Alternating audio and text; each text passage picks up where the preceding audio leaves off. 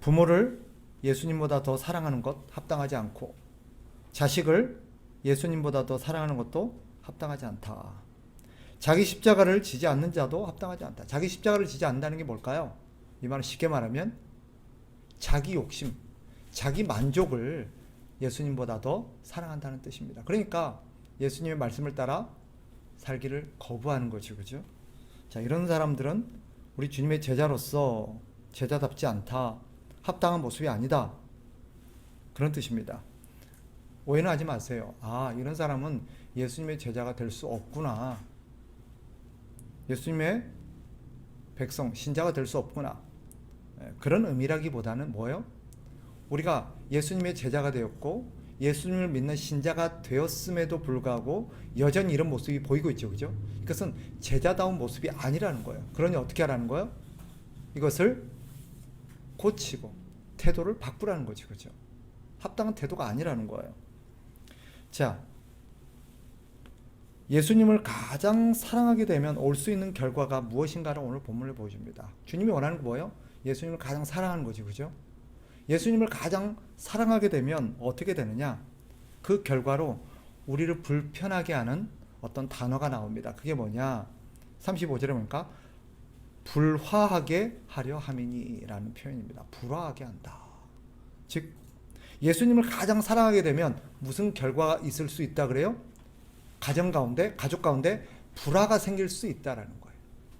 우리가 생각하는 어떤 개념과는 좀 거리가 있죠. 그죠?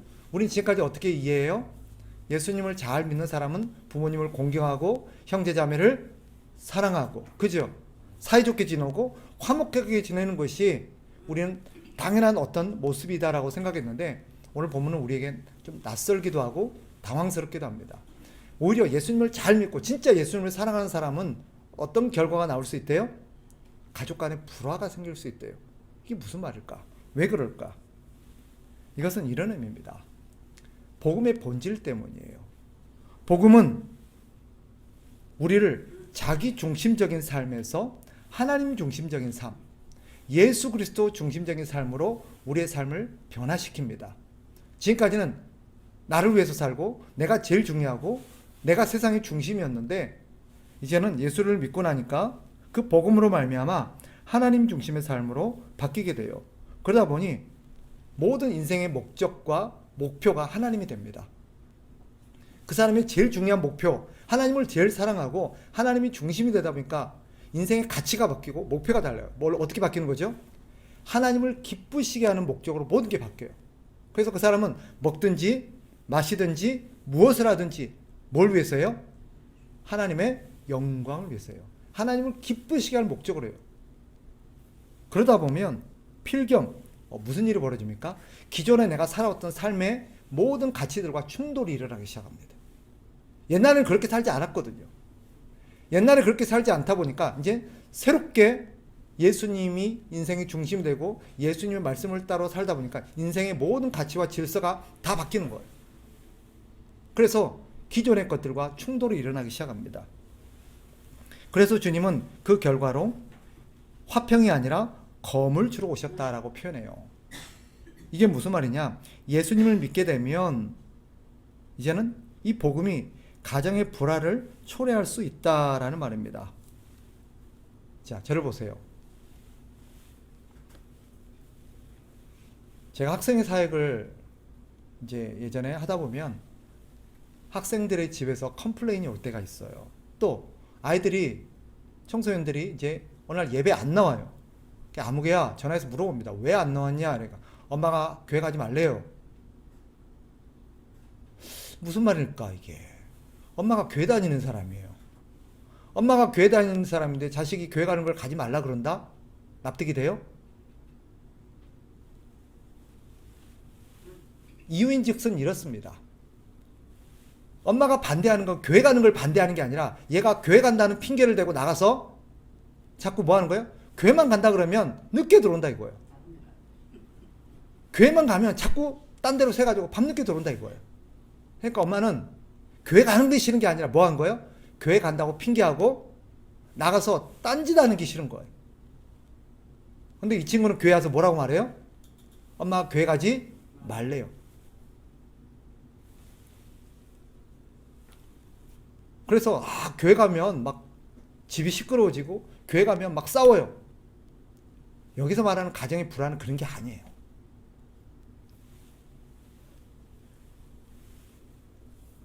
어떤 여집사님이 교회를 열심히 합니다. 남편이 막 미워해요. 아내가 교회 가는 걸 싫어해요. 그럴 수 있죠, 그죠? 예수 안 믿는 남편이면 그럴 수 있어요, 그죠? 근데 예수 믿는 남편이 그러면 어떻게 될까요? 네. 그런 경우도 있어요, 그죠? 진짜 우리가 본문의 말씀처럼 예수님을 바르게 잘 믿고 예수님 중심의 삶을 살다 보고 예수님을 가장 기쁘시게 하는 삶을 살다 보면 그럴 수가 있어요. 그런데 여기서 말하는 가정의 불화는 교회 일 열심히 한답시고 가정 일을 소홀히 한다든지 집안 일을 내팽개친다든지 나 몰라라 그러므로 해서 남편과 싸우게 되고 남편이 교회 가는 걸 싫어하고 그걸 말하는 게 아니에요. 그죠? 정말 내 할 일을 다 하고 내 본분을 충실히 감당하고 정말 하나님 앞에 부끄럽지 않도록 가정도 교회도 했는데 그냥 이 사람이 불신자로서 예수 안 믿는 사람이로서 아내가 교회 가는 걸 예수 믿는 걸 싫어하는 경우를 말하는 것입니다. 자기 잘못으로 인해서 어떤 문제가 발생해서 가족 간에 불화가 생기는 걸 의미하는 게 아니에요. 이런 사람이 내가 교회를 다니는데 핍박을 받고 있다 이렇게 말하면 안 돼요. 그 사람이 핍박을 받는 본질은 뭐예요? 집안일을 제대로 하지 않아서 그런 거예요. 맨날 교회 나간답시고 가서 사고를 치니까 그런 거예요. 여기서 말하는 그런 게 아니죠, 그죠? 이것은 뭐예요? 하나님 중심의 삶을 살고자 하는 데서 오는 불화입니다. 불신의 가정의 경우 하나님 중심으로 사는 삶을 반대합니다. 이 사람은 예수 믿는 사람은 그래서 한 예를 들어 봅시다. 주일날은 그 사람에게 있어서 가장 중요한 일이 뭐예요? 교회 가서 하나님 앞에 예배하는 게 가장 중요한 거예요. 주일날. 그죠? 그 사람에게 있어서 주일날에 가장 중요한 일은 그겁니다. 왜? 하나님이 제일 중요하니까. 그런데 예수 안 믿는 남편의 경우는 뭐가 제일 중요할까요? 가족끼리 집안일을 하고 가족끼리 뭐 하고 하는 게 제일 중요해요. 그러니까 남편이 어디 놀러 가자 그래요. 근데 아내는 어디 가야 돼요? 교회를 가야 돼요. 그러면 필히 무슨 일이 벌어져요? 갈등이 벌어질 수밖에 없는 거예요. 그런 일이 있을 수밖에 없다는 걸 지금 말하는 거예요. 또 가족 간의 문제가 뿐만 아니라 우리 주변에는 불신앙적인 요소들, 즉 하나님의 말씀과는 반대가 되는 잘못된 삶의 가치와 질서들이 많이 있습니다. 당연히 직장생활하면 술 마실 수 있고 담배 필 수 있고 또 적당히 나쁜 짓도 좀 할 수 있고 그죠? 적당히 이렇게 속이기도 하고 이게 사는 세상의 그죠? 세상 사람들의 어떤 관례예요. 세상은 다 그렇게 살아요. 근데 예수 믿고 나면 그렇게 할 수 있어요, 없어요? 없어요. 그러니까 뭐예요? 기존의 사람들과 자꾸 부딪혀요. 결국 그로 인해서 우리는 무슨 일을 겪게 돼요? 그 사람들과 갈등을 겪게 돼요. 오늘 주님께서 내가 화평을 주러 온 게 아니라 검을 주러 왔다는 말이 그 뜻이에요. 너희가 예수님을 잘 믿게 되고 예수님의 말씀대로 예수님을 가장 사랑하고 우선순위에 두게 되면 그런 일이 당연히 일어나게 된다라는 걸 말하는 거예요. 그러면 어찌할까요? 이럴 때 어떻게 해야 될까요? 우리 주님은 우리에게 이런 상황에 처해 있는 그리스도인들에게 두려워하지 말고 그런 고난을 피하지 말라고 말합니다. 많은 사람들이 이런 고난이 불편해요. 그죠? 이래갖고 남편과 싸우는 게 싫어요. 주변 사람들과 갈등을 겪는 게 싫어요. 그래서 어떻게 해요? 그냥 그들의 말을 들어줘요. 그런데 주님은 뭐라고 말해요? 그런 태도는 합당하지 않다라고 말합니다. 그러면 어떤 게 합당하다는 거예요? 오늘 본문에 보니까 부모를 예수님보다 더 사랑하는 것. 무슨 말이겠어요? 부모님이 자꾸 나에게 있어서 걸림돌이 되고 신앙생활 하는데 자꾸 걸림돌이 돼요. 그럼 우리는 결정을 해야 돼. 부모 말을 들을 것인가? 내가 예수님의 말씀을 들을 것인가? 또 자식을 예수님보다 더 사랑하는 경우도 마찬가지예요. 자식은 자꾸 부모에게 이것저것 요구를 해요. 그죠? 예수 안 믿는 자식은 부모에게 자꾸 이것저것 요구할 때 자식의 요구를 들어줄 것인가? 하나님의 말씀대로 할 것인가? 자식이 요구하는 것이 하나님의 뜻에 어긋나요. 그때 우리는 누구의 얘기를 들을 것인가? 그래서 사실 복음으로 산다는 게 쉽지가 않습니다. 주님께서 제자들에게, 신자에게 요구하는 것은 뭐예요? 신앙을 포기하지 말라는 거예요. 신앙을 포기하지 마라. 우리가 살아가고 있는 이 시대는 마지막 때라고 그러죠. 이 시대를 살아내려면 분명한 그런 신앙적 결단과 의지가 필요해요. 무엇을 위한? 하나님을 가장 사랑하고 하나님을 가장 귀하게 여기겠다라는 결단과 의지가 필요하다는 것입니다. 어떤 경우에도 불신앙적인 삶과 타협해서는 안 된다.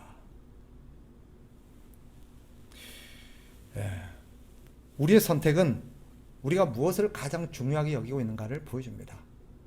사실 예수님의 말씀보다 부모님 말씀을 더 들어주는 것은 결국 무슨 뜻이에요? 예수님보다 뭐가 더 중요하다는 거예요? 부모님이 더 중요하다는 뜻이에요. 예수님의 말씀보다 자식의 요구를 들어주는 것, 뭐가 더 중요하다는 거예요? 자식이 더 중요하기 때문이에요. 그죠? 나는 예수님을 제일 사랑해요. 나는 예수님이 내게 제일 중요해요. 그래 놓고 맨날 자식이 우선순위예요. 부모가 우선순위예요. 배우자가 우선순위예요. 그걸 진짜 하나님을 사랑합니다라고 인정할 수 있을까요?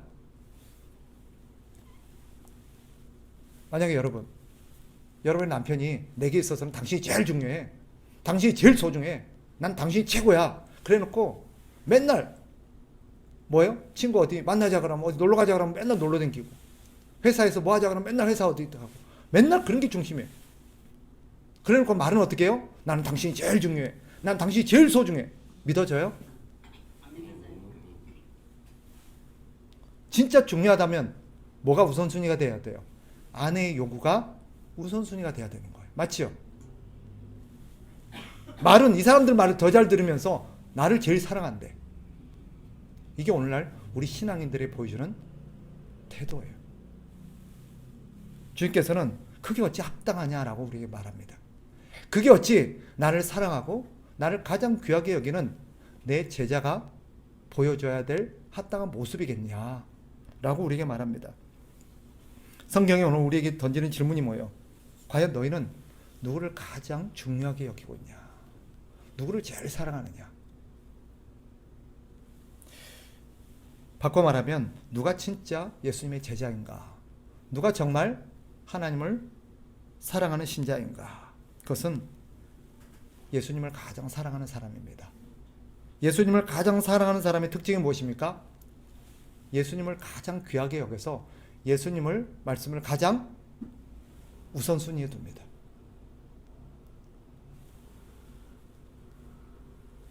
예수님의 말씀을 따라 우리는 부모님도 공경하고 형제 자매도 사랑하고 이웃을 귀하게 여겨야죠. 그죠?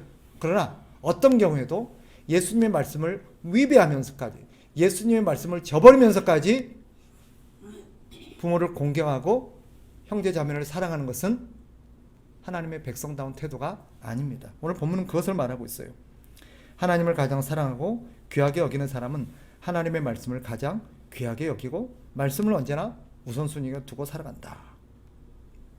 자, 그런데 여기에는 이것을 생각한다면 그래서 우리에게는 뭐가 필요하냐? 세 가지가 필요합니다.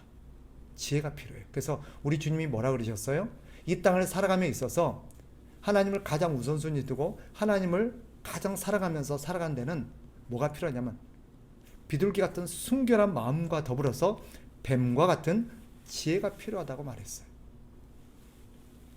그래서 우리는 명확한 하나님의 뜻이 있죠. 어떤 경우에도 도둑질하지 말라. 근데 부모님이 직업이 뭐예요? 도둑놈이에요. 부모가 오늘 내 딸아 같이 일하러 가재요. 근데 성경에 명백하게 뭐 하지 말라 그랬어요? 도둑질하지 말라 그랬어요. 그럼 부정할 수 없는 명확한 뜻이에요. 그죠? 그럼 어떻게 해야 돼요? 아무리 부모가 같이 일하러 가자도 가면 안 되는 거예요. 그런데 어떤 경우가 있어요. 어떤 경우는 뭐예요? 이것은 성경에서 명확하게 말하지 않는 부분이 있어요. 그죠? 그럴 경우 애매모호할 때는 어떻게 해야 될까요? 그때 뭐가 필요해요? 지혜가 필요해요. 어떤 것이 정말 하나님이 기뻐하시고 어떤 것이 옳은 것인지를 분별하는 지혜가 필요해요.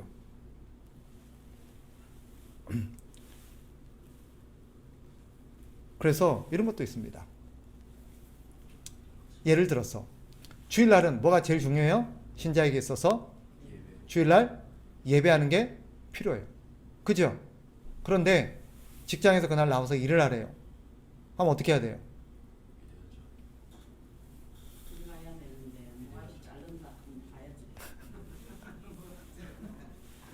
참 어려워요. 그죠? 그래서 뭐가 필요해요? 지혜가 필요해요. 근데 어떤 경우는 사실 어떤 사람은 믿음의 결단을 가지고 내 목에 칼이 들어와도 나 주일은 성수한다 하는 사람도 있고, 어떤 사람은 목구멍이 포도청이다 그래서 직장을 선택한 사람도 있어요. 경우에 따라서 상황에 따라서 지혜는 필요해요. 그죠? 지혜는 필요한데, 그래서 어떤 것이 옳은지를 항상 하나님 앞에 물어야 돼요. 어떤 직업은 주일임에도 불구하고 우선순위에 둬야 될 일도 있어요. 예를 들면 뭐예요? 이 사람이 하필이면 의사예요. 의사인데 주일날은 쉬는 날이에요. 예배하러 가야 돼요. 그런데 갑자기 자기 담당하는 응급 환자가 왔어요. 지금 당장 수술을 하지 않으면 골든타임을 놓친 목숨을 잃을 환자가 왔어요. 그럼 어떻게 해야 돼요? 예배를 드리고 할 거 다 하고 환자 보고 기다리세요 그래야 되나요? 그럴 경우는 뭐예요? 예배도 중요하지만 생명을 살리는 일이 더 중요하다는 시급성과 중요성을 떼서 때로는 이것들을 분별하는 지혜도 필요해요. 소방관이에요. 예배 드리고 있는데 불이 났대요. 대응 소방 단계 대응 2단계예요. 총출동해야 돼요. 그래도 주일 성수해야지요. 예배 다 드리고 불 끄러 가면 됩니까? 그런 특수한 경우도 있어요. 그러니까 모든 경우에 천편일률적으로 주일날은 무조건 칼이더라도 예배 드려야 된다, 그렇게 말할 수는 없어요. 그럼 어떻게 돼요? 지혜가 필요해야 돼요. 그런데 우리가 보통은 목구멍이 포도청이다 그러면서 예를 들어서 이렇게 해봅시다. 1년 365일 계속 주일날 일을 한다. 그럼 어떻게 할까요? 예. 그래도 목구멍이 포도청이니까 예배하러 가야 돼, 일하러 가야 됩니까? 못 가지. 그렇죠?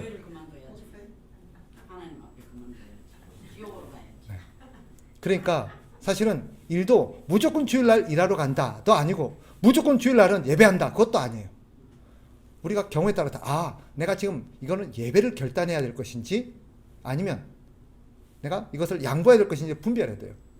어떤 경우는 정말 예를 들어 평소에 회사가 야근이 없다가 이번 회사가 정말 위기 상황으로 해서 이번엔 주일날 특별한 특근이 필요해요. 그럴 경우는 어떻게 할 수 있어요? 갈 수 있어요. 그런데 이 회사는 1년 365일 계속 주일날 특근해요. 한 번 가면 계속 가야 돼요. 그럴 경우는 또 의지적인 결단이 필요한 거예요. 그죠? 그러니까 경우에 따라 달라요. 경우에 따라. 그래서 모든 사람에게 주일날 무조건 예배하러 와야지 라고 말할 수도 없고 그때는 일하러 가야지 라고 말해도 안 되는 것입니다. 본인의 신앙을 가지고 잘 분별하는 지혜가 필요한 거예요. 그러나 우리는 항상 어디에 우선순위를 둬야 돼요? 무엇이 하나님을 기쁘시게 할까? 하나님 뭘 원하실까를 항상 생각해야 돼요. 그러면 우리는 나름대로 답을 얻을 수 있어요. 두 번째, 어떤 위기 상황에 직면했을 때 똑같이 그것을 거부하더라도 그것을 지혜롭게 위기를 모면할 수 있는 그런 태도가 필요합니다. 무조건 절대 안 돼요 라고 말할 게 아니라 때로는 이렇게 필요해요. 오늘은 안 돼요. 다음에는 제가 꼭 하겠습니다라고 오늘의 위기를 피하는 방법도 있어요. 그죠? 무조건 안 된다가 아니라 이번만은 안 될 것 같습니다 라고 한다든지, 이번은 내가 하지만 다음에는 다시는 이런 일 없었으면 좋겠습니다 라고 한다든지. 그죠? 그래서 그 위기를 슬기롭게 대처할 수 있는 지혜가 필요해요. 똑같은 문제도 어떻게 대처하냐에 따라서, 그죠? 전혀 다른 반응이 나올 수 있어요. 같은 맥락에서 한 가지 더 드린다면 우리는 말도 지혜롭게 해야 돼요. 아무리 그 말이 옳다 하더라도 그 말을 어떻게 표현하느냐에 따라서 전혀 다른 느낌이 들어요. 그죠? 그런 거예요. 예를 들면 이렇게 아까 처음 상황으로 돌아서 애가 평소에 주일날 예배 간다고 교회 가고 놓고는 맨날 늦게 놀다가 늦게 들어가요. 그러니까 엄마가 교회 가는 걸 좋아하겠어요? 안 좋아하겠어요? 그래서 엄마가 뭐라 그래요? 앞으로 교회 가지 말라 그래요.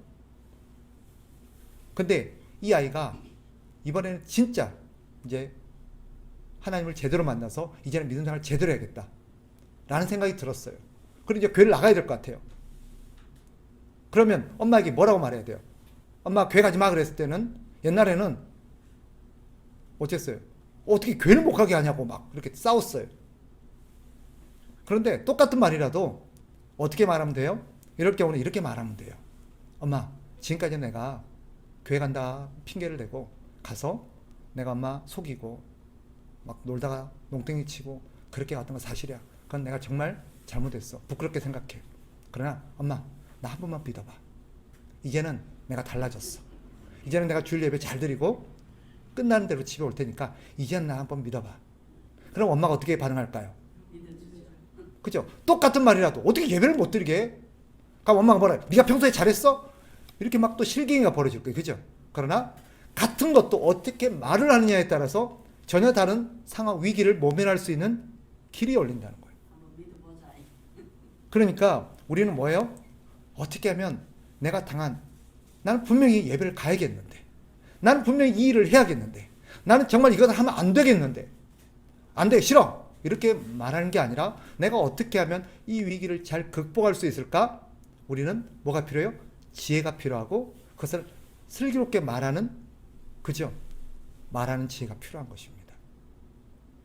오늘날 제가 경험해본 바로는 많은 그리스도인들이 지혜가 없어서, 이런 뱀과 같은 지혜가 없어서 화를 자초해요. 그 사람의 말이 틀린 게 아니라 말하는 방법이 잘못된 거예요. 말은 맞지요. 근데 그 말을 정말 지혜롭지 못하게 하니까 상대가 화가 나는 거예요. 그래서 실제로는 예수 믿는 것 때문이 아니라, 교회 가는 것 때문에 문제가 아니라 그 사람의 태도 때문에 교회를 못 가게 하는 거고, 그 사람의 태도 때문에 반대하는 건데, 사람들 자꾸 내가 예수 믿는데 박해를 받는다, 예수님 믿기 때문에 내가 이렇게 고난을 받는다. 아니지요. 다른 거예요.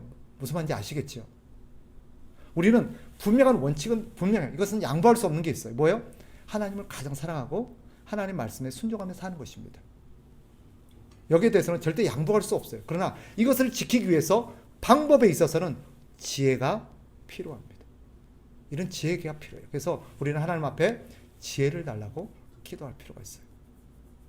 오늘날 많은 경우에 이 지혜가 없어서 하나님의 말씀대로 살지 못하는 경우가 참 많습니다. 어떤 사람은 똑같은 상황 속에서도 어떻게 신앙생활을 잘 이어나가는 사람이 있고, 어떤 사람은 똑같은 상황인데 신앙생활이 막히는 사람도 있어요. 그 차이는 반대하는 사람이 있고 없고의 문제가 아니라 그 사람이 어떻게 그 반대에서 어떤 태도로 살아가느냐가 전혀 다른 결과를 만들어낼 수 있습니다. 그러니 이런 마지막 시대를 살아가는 우리에게 필요한 건 뭐예요? 순결한 그리스도를 향한 믿음, 양보할 수 없는 순전한 하나님을 사랑하는 믿음과 더불어서 그 믿음을 지켜내는 뱀과 같은 지혜가 필요하다라는 것을 여러분이 잘 기억하면서 우리에게 무엇이 문제인가를 생각하고, 우리는 두 가지를 점검해야 됩니다. 첫째, 나는 정말 하나님을 사랑하는가? 아니면 오히려 다른 걸 더 사랑해서 하나님 앞에 이 핑계 저 핑계 대면서 살아가고 있지는 않는가? 반대로 우린 정말 하나님을 사랑하여서 지혜롭게 살아가고 있는가? 하나님을 사랑하는데 지혜가 없다면 지혜를 달라고 기도하시고, 근본적으로 내가 하나님보다 더 다른 걸 사랑하는 게 있다면 하나님을 가장 사랑하는 사람이 되게 해주십시오라고 기도하는 저와 여러분 되셨으면 좋겠습니다.